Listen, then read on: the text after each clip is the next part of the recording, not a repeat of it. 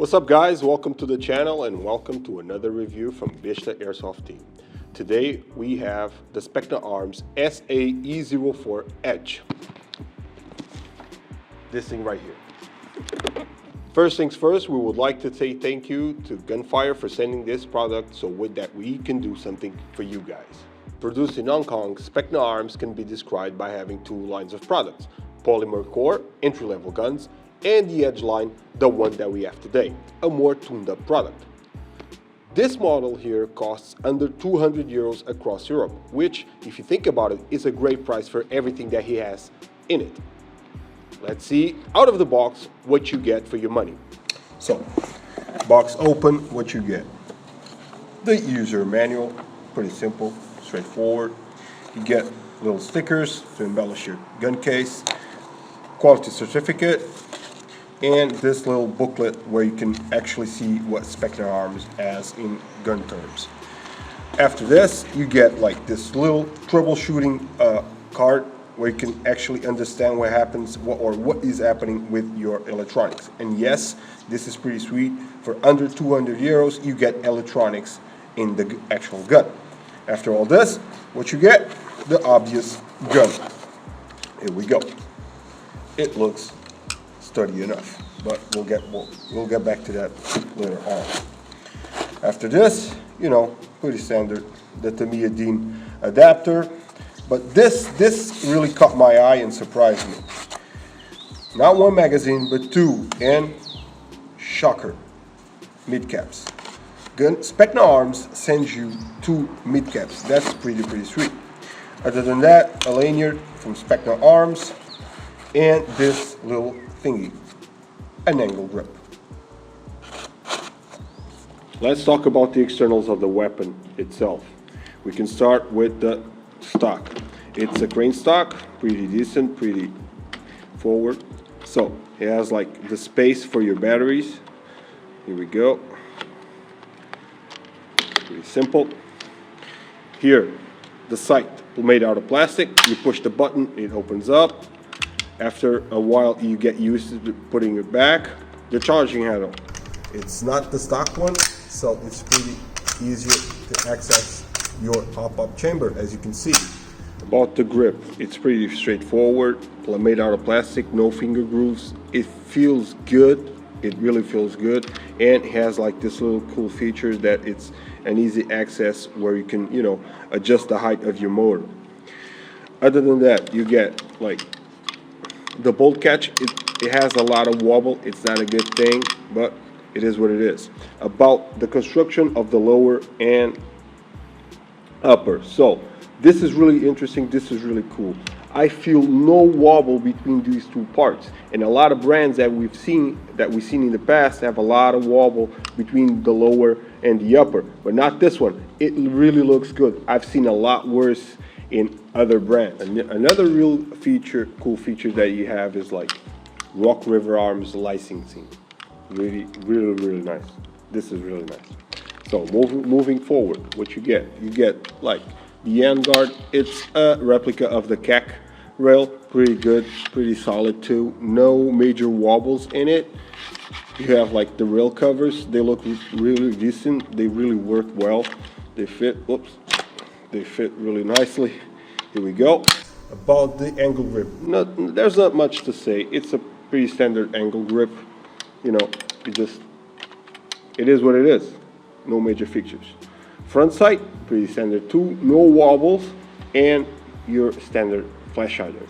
As for the externals, this is it. This looks really decent. About the only major things that I feel that this gun has is like the wobble in the crane stock and on the bolt catch. Other than that, it's a really sturdy weapon.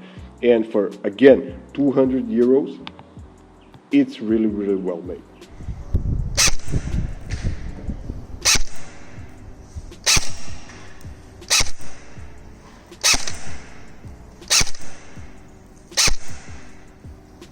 Now, for further testing, we'll be using 0.28 grams Rocket Platinum Series BBs. Let's do this.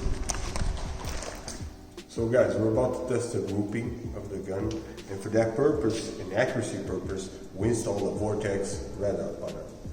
So, I'll be taking 5 shots from a distance of 15 meters. I'll be nice and steady. Let's do this.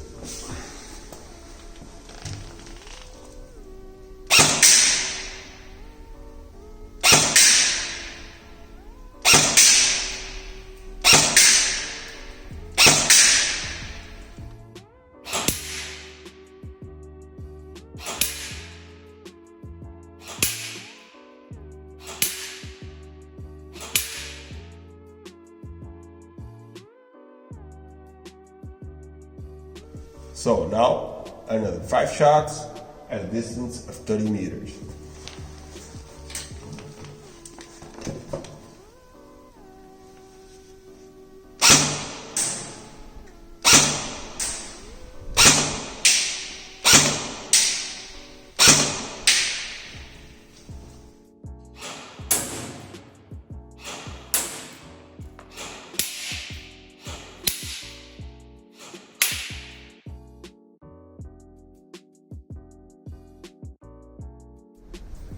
Now at 45 meters, let's test it.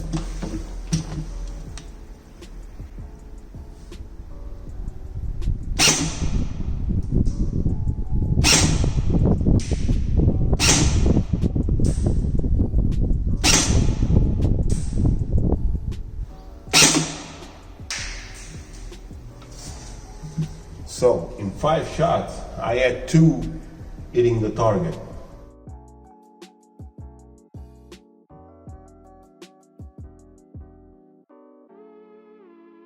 So guys, a 200-euro gun, this is what you get. At 15 meters, it's a pretty decent grouping. 30 meters, not so decent. At 45 meters, well, it does make the distance, but it's not even noticeable, the grouping. Now, we're gonna pop the hood of the gun and see how can we tune it up. Come back, do the testing, and see if it's really a good solid base for a tuned up gun. So let's take the gun apart. We're gonna fast forward the process and give you our thoughts about each part at the same time. The disassembly is like any other M4 platform, very easy to split open. Taking out the barrel and hop, we can say that the hop-up chamber is a bit low quality. It's a simple plastic chamber with a rotary adjustment for more or less hop. This might be one of the parts to upgrade first. The hop-up bucking is quite common looking, so that's a part that you should replace. We usually recommend installing a flat top configuration for better performance. The barrel is low quality with a poorly made window. You can see on the image that it's not straight, so that's another thing to replace. We take out the MOSFET. It's the XASR from Gate, which is a nice touch to the gun. And as you can see, it is not a true quick spring change system. You have to take out the buffer tube to get to the spring. However, the grip has a nice system to adjust the height of the motor, which is a plus. The motor itself seems quite generic, but it should serve you well. Now we're gonna start to dig into the gearbox. So here you can see the spring change system. You can use an Allen wrench and the spring guide will come out. The spring guide is made out of plastic and it has a bearing on the back of it, so it should do its job quite well. It's not mandatory to replace. The gun uses 8mm ball bearings, but we honestly prefer sealed ball bearings because of their extra reliability. With time, the small spheres on these kind of bearings will eventually start to pop off. We're quite pleased with the internals. The tappet plate is standard and should stick with the stock one. The piston has metal teeth and the piston head is also made out of metal with double O-ring, which is great. The nozzle seems good. It has a small O-ring inside too, and the cylinder, well, it's standard but with fairly good quality. All in all, the whole system seems to have a fairly good air seal. This is really nice. Now we're going to close the gearbox just to check the shimming. So, as expected, the shimming isn't to par. It has a lot of room for improvement. The gears seem to be quite generic, but very acceptable for this gun price range. Here you can see the whole gun disassembled. The things that we didn't like were the hop-up and barrel assembly. We advise strongly to replace them as soon as possible. The wiring is quite good, so you can keep it. The shimming could be a lot better. The gearbox shell is generic, but only worth replacing when and if it breaks. Without a doubt, the best parts are the piston head, cylinder and nozzle. They are quite good, so no need to replace these. Keep your coin there and spend it on a barrel and hop-up unit. So this is it, guys. We saw the construction of the gun. We measured the FPSs, we tested grouping and distance, and we also opened the gearbox to show you guys what it has in it.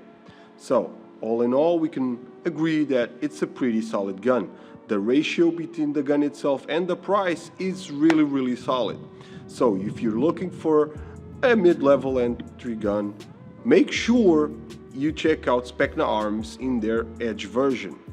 Now, for this video, this is it, but stay tuned because on the next videos on this gun, we're gonna do some, a little enhancement in the internals so we can, jack up the gearbox so we can get more out of this gun. So remember, stay tuned and make sure you keep on playing.